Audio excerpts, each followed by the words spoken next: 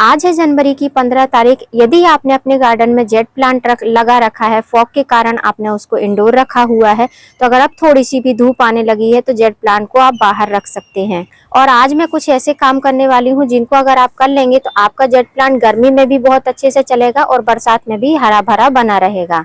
Hello friend, मैं Sabita green garden Gujarat से। हर पौधे की हर टाइम पर देखभाल अलग तरीके से होती है, वैसे ही जेट प्लांट रहता है। जेट प्लांट में वैरायटी भी अलग रहती है। सर्दियों के जेट प्लांट अलग रहते हैं और परमानेंट जेट प्लांट अलग रहते हैं। जो मैं आपको दिखा रही हूँ वो परमानेंट जेट प्लांट है। सर्दियों के जो जेट प्लांट रहते हैं जिसको क्रेसुला ओवाटा कहा जाता है।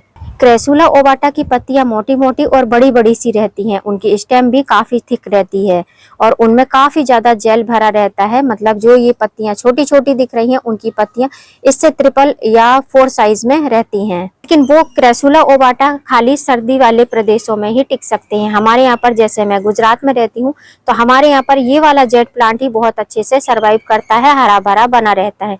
कितनी भी गर्मी पड़े, कितनी भी बारिश हो, मेरे जेट प्लांट में कोई भी फर्क नहीं पड़ता है। आज है 15 तारीख जनवरी की, तो हमारे यहाँ पर काफी अच्छी तड़कती हुई धूप हो रही है। आज मैं अपने जेट प्लांट में कुछ जरूरी काम करने वाली हूँ जो आपके साथ में मैं शेयर करने वाली हूँ। जो लोग मेरा पहले से वीडियो देख रहे हैं वो लोग नोटिस करते होंगे मैं जितने भी जेट प्लांट लगाती हूँ छोटे छोटे पॉट में ही लगाती हूँ। जैसे कि ये वाला आप जेट प्लांट देख सकते हैं, इसकी हाइट भी काफी ज्यादा है और ये जो आपको इसका इस तरीके से कलर दिख रहा है, पत्तियां ड्रॉप हो रही हैं, उसका भी रीजन आपको मैं अभी बता दूंगी। ये कुछ ट्री शेप में है और इसका गमला आप देख सकते हैं कितना छोटा है। जितना छोटा गमला है उतनी ही कम इसमें सॉइल भी है। उसी जगह पर आप ये वाला प्लांट, जिसको मैं स्टार्टिंग से ही दिखा रही हूँ, ये वाला प्लांट देखेंगे तो इसकी पत्तियां आपको हरी भरी दिख रही होंगी। सर्दियां, ऐसा नहीं है कि हमारे यहाँ पर सर्दियां पड़ी ही नहीं है या अभी सर्दियां पड़ ही नहीं रही हैं। सर्दियां पड़ती हैं लेकिन धूप लगातार निकलती रहती है। तो इसका रीजन यही है कि इसके लिए जो है परफेक्ट सॉइल मिक्स मिला है। मतलब जितनी इसको जरूरत है। यहाँ पर 4 पौधे लगे हुए हैं, हर कॉर्नर पे, चारों कॉर्नर पे 4 पौधे लगे हैं, जिसको मैंने इस तरीके से मंडप का शेप दे रखा है। और ये छोटा सा गमला है, मैंने इसकी रिपोर्टिंग भी नहीं करी है अभी तक जब से मैंने इसको लगाया है। और दूसरी बात, ये प्लांट काफी ज्यादा बड़ा हो चुका है तो अब इसको नए सॉइल मिक्स की जरूरत है। तो यदि आपके यहाँ पर भी धूप निकलने लगी है तो अब इस टाइम पर आप अपने जेट प्लांट को रिपोर्ट कर सकते हैं। और जिनके यहाँ पर धूप नहीं निकल रही है वो ये काम जनवरी लास्ट में या फरवरी में स्टार्ट कर सकते हैं। सबसे पहला काम करेंगे, हम इसकी सारी वीड्स को निकाल देंगे। जो सूखे पत्ते हैं उनको हम हटा देंगे क्योंकि अब जो है पौधा हमारा डोरमेंसी स्टेज से बाहर निकल आएगा। हमारे यहाँ पर धूप काफी ज्यादा होने लगी है और जैसे ही धूप होने लगती है, वैसे तो मेरे पौधे डोरमेंसी में गए ही नहीं। जब पौधे डोरमेंसी में जाते हैं तो वो सारी लीफ झड़ा देते हैं, उसका यही साइन रहता है कि पौधे डोरमेंसी में है। यहाँ पर आप देखेंगे पत्तियां हरी भरी हैं, कोई कोई सी पत्तियां आपको इस तरीके से दिखाई दे रही हैं। उसका रीजन मैं बताती हूँ। किसी किसी दिन पानी देने में थोड़ी सी लेट हो जाती हूँ, इसलिए इस तरीके से प्रॉब्लम हो जाती है। एक रीजन तो मैंने बता दिया है इसको रिपोर्ट करने का। दूसरा रीजन ये भी है, जब बारिश में बहुत ज्यादा हवाएं चलती हैं तो इसकी हाइट काफी ज्यादा हो गई है, जिसकी वजह से ये पौधा बार बार से नीचे गिर जाता है। क्योंकि पॉट छोटा है, मिट्टी इसमें कम है और पौधे की हाइट भी काफी ज्यादा है, तो इसलिए ये पौधा नीचे गिर जाता है। तो इसलिए भी मुझे इसको रिपोर्ट करना है। अब इसकी रिपोर्टिंग करने के लिए सबसे पहले हम इसको निकाल लेंगे। अब जो जो काम मैं करके दिखा रही हूँ, अगर आपके यहाँ पर धूप हो रही है तो आप नर्सरी से लाकर भी वो सब काम अपने गार्डन में कर सकते हैं जेट प्लांट के साथ में। तो अगर मिट्टी अच्छी होगी तो इस तरीके से आराम से आपका पौधा निकल जाएगा। और बहुत ज्यादा चिपचिपी मिट्टी होगी, मतलब मिट्टी की मात्रा ज्यादा होगी, सैंड की मात्रा कम होगी, तो फिर पॉट से ये मिट्टी का जो रूट बॉल है निकलने में टाइम लगेगा। अब आप देखिए इसमें कितनी ज्यादा रूट बनी हुई है, इसलिए भी पौधा ग्रोथ नहीं कर पा रहा, क्योंकि नीचे की साइड में पूरा ही ये रूट बॉल बन चुका है, स्पेस थोड़ा सा कम मिल रहा है। तो अब इसको हम रिपोर्ट करेंगे, मिट्टी बनाएंगे। रिपोर्टिंग करने के पहले हम रूट बॉल को छोटा कर लेंगे। जो जितनी नीचे से रूट ज्यादा दिख रही है वो वाले पार्ट को हम हटा देंगे। आधे रूट बॉल को रखेंगे, आधा हम हटा देंगे इसको। तो आप किसी भी खुरपी वगैरह की मदद से, आपके पास में आरी हो तो आरी से ज्यादा इजी रहता है। मेरे पास में आरी नहीं है तो मैं इसी तरीके से इसको ऐसे कट कर देती हूँ। अब आप देख सकते हैं रूट बॉल को हाफ कर दिया है और साइड साइड से भी इसको छोटा कर दूंगी। अब रूट बॉल को क्लीन करते करते इतना छोटा सा रूट बॉल हो चुका है। आप लोग सोच रहे होंगे कि अभी जनवरी में ठंडी भी पड़ रही है तो ये रूट बॉल हमने जो डिस्टर्ब किया है इससे पौधा हमारा खराब हो जाएगा। तो बिल्कुल भी खराब नहीं होगा। अगर जेट प्लांट को धूप मिलती रहती है तो जेट प्लांट आसानी से चलता रहता है, चाहे जितनी भी सर्दियां पड़ती रहें। जेट प्लांट की मिट्टी बनाते हैं तो आपको हमेशा याद रखना है ऐसी मिट्टी बनाना है जिसमें मॉइस्चर भी मेंटेन रहना चाहिए और पानी भी नहीं रुकना चाहिए। तो ऐसी मिट्टी बनाने के लिए सबसे पहले आपको लेनी है गार्डन सॉइल, जो कि साधारण मिट्टी रहती है। ये मेरी गमले की मिट्टी है जिसमें सैंड मिक्स है। आपके पास में सैंड मिक्स वाली मिट्टी नहीं है तो आप 3 से 4 बाउल मिट्टी ले लीजिए। उसके बाद में हमको लेना है सैंड, जिसको बजरी रेती इस तरीके से कहा जाता है। तो ये बदरपुर सैंड है, जो कि मैं कटिंग वगैरह लगाती हूँ तो अभी इसका कलर थोड़ा सा चेंज हो गया है, इसका यूज करना है। मैंने 3 बाउल इसमें गार्डन सॉइल ली है, 1 बाउल इसमें सैंड ली है। अब इसमें मैंने 1 बाउल सैंड क्यों ली है, क्योंकि काफी ज्यादा सैंड मेरे इस मिट्टी में मिक्स है। अगर आपने साधारण मिट्टी ली है तो आप 1.5 बाउल सैंड का यूज करिए। 3 बाउल मिट्टी 1.5 बाउल सैंड, मतलब हाफ हाफ पार्ट रहना चाहिए। मिट्टी जितनी है उसका हाफ पार्ट आपको सैंड का यूज करना है। उसके बाद में हाफ बाउल के करीब, मतलब 1 मुट्ठी, एक प्लांट के लिए 1 मुट्ठी के करीब आपको कोकोपीट यूज करना है। धुली हुई कोकोपीट का यूज करना है, ब्रिक्स वाली डायरेक्ट कोकोपीट का यूज नहीं करना है। उसमें बहुत ज्यादा खारापन रहता है जिसकी वजह से पौधे खराब हो जाते हैं। अब इन तीनों चीजों को अच्छे से मिक्स कर लेना है। अब मिट्टी हमारी रेडी हो चुकी है। आपको ये जो ढीले की तरह दिख रहे हैं ये कुछ भी नहीं है, ये इस तरीके से है, ये बारीक हो जाते हैं आराम से। और ऐसे आपको अगर आपके सॉइल मिक्स में ऐसे घास फूस वगैरह हो तो वो भी बेटर रहता है, सॉइल को और भी अच्छा बनाते हैं। जेड प्लांट को लगाने के लिए मैं इस तरीके के नर्सरी पॉट का यूज कर रही हूँ। ये 8 इंच से छोटा गमला है और काफी अच्छा है एक पौधे को लगाने के लिए। तो इसमें अगर लगा देंगे तो 1 से 1.5 साल तक हमको जेड प्लांट को रिपोर्ट नहीं करना पड़ेगा। ड्रेनेज होल अच्छे होने चाहिए। जेड प्लांट अगर आप लगा रहे हैं तो सबसे पहली बात तो मिट्टी अच्छी होनी चाहिए, दूसरी बात गमले में ड्रेनेज होल अच्छी होनी चाहिए। ये 2 चीज अच्छी रहेंगी ना तो जेड प्लांट आपका बहुत अच्छे से बढ़वार कर पाएगा, कभी भी खराब नहीं होगा।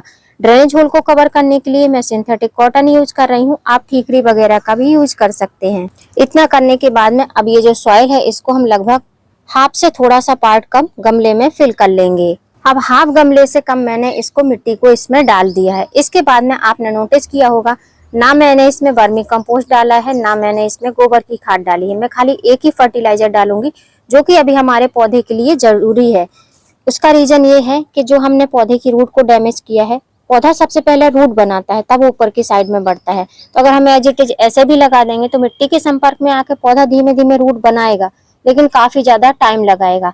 तो उसके लिए मैं सबसे पहले मिट्टी में डालूंगी ये फर्टिलाइजर। ये फर्टिलाइजर अगर आपके पास पर रहेगा तो आप कोई भी प्लांट रिपोर्ट करते हैं बहुत जल्दी से पौधा ग्रोथ करने लगेगा, क्योंकि पौधा नीचे से रूट बहुत जल्दी से बनाएगा। ये है ह्यूमिक एसिड, ग्रेन्यूल्स फॉर्म में है, ये लिक्विड फॉर्म में भी आता है। अगर आपको मिल जाता है लिक्विड फॉर्म में तो लिक्विड फॉर्म में पानी के साथ में दे सकते हैं, और ग्रेन्यूल्स फॉर्म में मिलता है तो 1 टेबल स्पून एक प्लांट के हिसाब से आप डाल सकते हैं, जैसे कि मैं डाल रही हूँ। ह्यूमिक एसिड डालने के बाद में अब पौधे को हमको ऐसे रख देना है, क्योंकि हमने रूट को डैमेज किया है। रूट अगर डैमेज भी नहीं करते हैं तब भी आप रिपोर्टिंग करते टाइम ह्यूमिक एसिड का जरूर ही उपयोग करें। उसके बाद में पौधे को आपको सेंटर में रखना है और पकड़ के रखना है, जिससे कि पौधा इधर उधर ना हिले। और आप चाहो तो ऐसे आप रूट बॉल को और भी ब्रेक कर सकते हो, जैसे मैं कर रही हूँ। और उसके बाद में जो हमने सॉइल बनाई है साइड साइड से आपको इसमें सॉइल भर देना है और ऐसे फिंगर से दबाते जाना है, जिससे कि प्लांट आपका स्टेबल हो जाए। इस तरीके से आपको इसकी रिपोर्टिंग करनी है। अब जितने पार्ट बचा हुआ है, ये जो सॉइल मिक्स हमने ये बनाया था, ये जो इसका रूट बॉल है, इसके ऊपर तक मैं सॉइल को कवर करूंगी। इसको कवर कर देती हूँ, फिर मैं आपको दिखाती हूँ। सॉइल कवर करने के बाद में 2 से 3 बार आपको गमले को ऐसा टैप टैप करना है, जिससे कि मिट्टी में जब हम पानी डालेंगे तो पौधा इधर उधर नहीं हिलना चाहिए, पौधा एकदम स्टेबल हो जाना चाहिए। उसके बाद में ये जो हमने काम किया, उसके बाद में एक जरूरी काम और हमको करना है। अब मेरा पौधा आप देखेंगे थोड़ा सा डी शेप हो रहा है, इसको शेप में लाने के लिए इसी टाइम में इसकी प्रूनिंग कटिंग भी करूंगी। मेरे पौधे की हाइट काफी ज्यादा है तो इस बार हाइट को थोड़ा सा छोटा रखूंगी, जिससे कि बारिश के टाइम में जब ज्यादा हवाएं चलती हैं तो पौधा मेरा गिरे नहीं। तो इसका जो ऊपर का सबसे ऊपर का पार्ट है जो इस तरीके से ऊंचा बना हुआ है, सबसे पहले हम इसी को कट करेंगे। ऐसे कट करने के लिए आपको जो कटर लेना है वो शार्प होना चाहिए। ऐसी चीज से, शार्प चीज से करना है जिससे एक बार में ही कट लग जाए। बार बार उसमें बहुत ज्यादा खींचातानी करेंगे तो पौधा आपका फिर बढ़वार नहीं कर पाएगा, मतलब उसकी प्रूनिंग कटिंग करने के बाद में उसमें ग्रोथ नहीं आ पाएगी। तो अगर आपके यहाँ पर धूप निकल रही है तो ये काम बगैर देरी करे आप कर सकते हैं। जितनी जल्दी कर लेंगे उतनी जल्दी पौधा आपका धीमे धीमे से बढ़वार करने लगेगा और गर्मियों के टाइम भी एकदम हरा भरा बना रहेगा। तो जो लोग पूछते हैं कि आपके पौधे क्यों इतने हरे भरे रहते हैं, मैं टाइम टू टाइम इनमें वर्क करती रहती हूँ। जैसे ही देखती हूँ कि अब सीजन आ चुका है, स्टार्टिंग हो चुकी है, मैं इनमें काम करना चालू कर देती हूँ। आपके साथ भी शेयर करती हूँ, तो अगर आप करना चाहते हैं तो आप भी कर सकते हैं इस तरीके से। तो अब देख सकते हैं इसकी हाइट को मैंने कम कर दिया है और इनको हमने कट कर दिया है। अभी आप देख सकते हैं पौधे की हाइट को मैंने एकदम छोटा कर दिया है। अब मैं कुछ इसी तरीके से बॉल शेप में इसको रखूंगी। अब ये जो मैंने कटिंग करी है, इनमें अगर आप चाहो तो फंजीसाइड भी लगा सकते हो। अगर आपके यहाँ पर धूप काफी अच्छे से हो रही है तो कोई फंजीसाइड की जरूरत नहीं है। ये पौधे ऐसे ही बहुत अच्छे हेल्दी तरीके से चलते रहेंगे। लेकिन जिनके यहाँ 2-4 घंटे के लिए ही धूप आती है, वो इसमें फंजीसाइड के लिए हल्दी पाउडर लगा सकते हैं, या फिर नेल पेंट जो रहता है उसको लगा सकते हैं, एलोवेरा का जेल लगा सकते हैं। ऐसे बहुत सारी चीजें हैं जिनका आप यूज कर सकते हैं। दालचीनी का पाउडर लगा सकते हैं। अब हमने रिपोर्टिंग करी थी तो पानी तो दिया ही नहीं था, तो अब इसमें हम वाटरिंग करेंगे। आज हम इसकी रिपोर्टिंग कर रहे हैं, इसलिए इसको भरपूर मात्रा में पानी देंगे। इतना पानी देंगे कि ड्रेनेज होल से पानी निकल जाना चाहिए। लेकिन पानी आपको रुक रुक कर ही देना है, एक बार में ही सारा पानी नहीं देना है। मतलब ये जो मैंने 1 मग पानी दिया है, 1/2 लीटर पानी दिया है। ये पानी जब एकदम से सूख जाएगा और अगर नीचे से ड्रेनेज होल से पानी नहीं निकला, तभी हमको इसमें पानी देना है। अगर एक बार पानी देने के बाद में ड्रेनेज होल से पानी निकल गया, तो फिर हमको दोबारा इसमें पानी नहीं देना है। अब जब तक इस गमले का पानी ड्रेन आउट होगा, तब तक हम ये जो ब्रांच है, जो हमने कट करी हुई ब्रांच है, इनको अगर आप चाहो तो इनको कटिंग से ग्रो कर सकते हो। प्रॉपर सैंड में भी ग्रो हो जाएंगी और सैंड और कोकोपीट के मिक्स में भी ग्रो हो जाएंगी और सैंड और सॉइल मिक्स में भी ग्रो हो जाएंगी। मतलब सैंड और मिट्टी में भी आप इनको ग्रो कर सकते हैं। इनको ग्रो करने के लिए ये जो छोटी छोटी ब्रांच है, ये ज्यादा फास्ट ग्रोथ करेंगी, और इस तरीके की अगर पेंसिल साइज की आप थिकनेस वाली ब्रांच लेंगे, ये थोड़ा सा टाइम लगाएंगी। तो अगर आप ग्रो करना चाहते हैं तो इस तरीके की ऊपर की टिप की कटिंग को आप ग्रो कर सकते हैं। यदि कटिंग को ग्रो करना चाहते हैं तो आपको करना क्या है कि आपको नोड एरिया का ध्यान रखना है। नोड एरिया मीन्स मतलब ये आपको दिखाई दे रही है, ये आप हटा देंगे। 1 नोड एरिया, 2 नोड एरिया और ये 3 नोड एरिया, इतनी पत्तियां आपको हटा देनी है। अब इतनी ब्रांच को आपको मिट्टी में दबा देना है, बाकी की इतनी ब्रांच को आपको छोड़ना है। जितना मैं यहाँ तक रखी हूँ, यहाँ तक आपको मिट्टी में इसको दबा देना है और टाइम टू टाइम इसमें साबरिंग करते रहना है। बस इतना ही प्रोसेस है, इससे ज्यादा आपको कुछ भी नहीं करना है। और जब भी इन कटिंग को ग्रो कर रहे हैं तो आपको ओपन सनलाइट में ही रखना है, इनको शेड में नहीं रखना है। अब जब तक मैंने कटिंग का प्रोसेस आपके साथ में शेयर किया, तब तक इसमें से पानी जो है सूख चुका है, लेकिन ड्रेन आउट नहीं हुआ है। तो अभी इसमें हमको और भी पानी डालना पड़ेगा। तो इसमें अभी हमको और वाटरिंग करनी पड़ेगी। अब बहुत ज्यादा मात्रा में इसको पानी नहीं देना है, 1/2 मग के करीब ही हम इसमें पानी देंगे, तो आराम से जो है ड्रेन आउट हो जाएगा। अब जो लोग ये गलती करते हैं कि एक बार पानी दे देते हैं, सोचते हैं बस इतना पानी बहुत ज्यादा है, उसके बाद में हट जाते हैं, छत से ही चले जाते हैं, मतलब टेरेस गार्डन से ही चले जाते हैं। वो ये नहीं समझते हैं कि नीचे जो रूट बॉल है, जब तक वो अच्छी तरीके से भीग नहीं जाएगा, मॉइस्चर अच्छे से होल्ड नहीं हो जाएगा, तब तक पौधा आपका अच्छे से नहीं ग्रोथ कर पाएगा।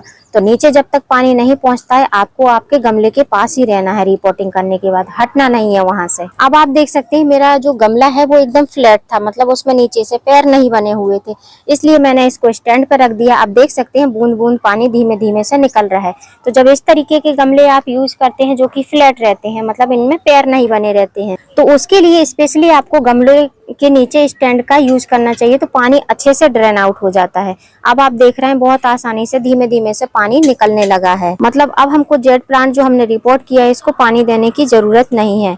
अब इस पौधे को आपको कहीं भी शेड में नहीं रखना है, ओपन सनलाइट में ही रखना है। अभी बहुत ज्यादा धूप भी नहीं आती है, तो अगर आपके यहाँ पर 2-3 घंटे की भी धूप आती है तो आप ये काम कर सकते हैं और पौधे को फुल सनलाइट में रखें।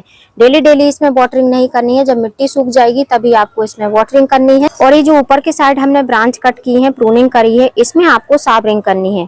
ये जो नोड आपको खुले हुए दिख रहे हैं, तो हमारे यहाँ पर धूप से ही ये सूख जाएंगे, तब भी मैं इनमें कल अच्छे से साबरिंग करूंगी। तो अब हमको पौधे में साबरिंग ही करनी है, वाटरिंग बहुत कम करनी है, क्योंकि साबरिंग हम जब इसको नहलाएंगे तो ये पानी नीचे से झड़ झड़ के मिट्टी तक पहुंच जाएगा। अब फरवरी स्टार्टिंग में आपके साथ में मैं इसका अपडेट शेयर करूंगी, तब इसमें मैं फर्टिलाइजर भी डालूंगी। जो जो फर्टिलाइजर डालूंगी सब आपके साथ में शेयर करूंगी। उम्मीद करती हूँ फ्रेंड वीडियो हेल्पफुल रहा होगा। वीडियो यदि अच्छा लगा हो तो वीडियो को लाइक करना, चैनल पे न्यू हो तो चैनल को सब्सक्राइब करना बेल आइकन के साथ। फिर मिलूंगी किसी नई वीडियो में नए टॉपिक के साथ। और यदि अभी तक आपने ये काम नहीं किया है और धूप आने लगी है, तो फटाफट से आप अपने जेट प्लांट में ये सारे काम कर सकते हैं।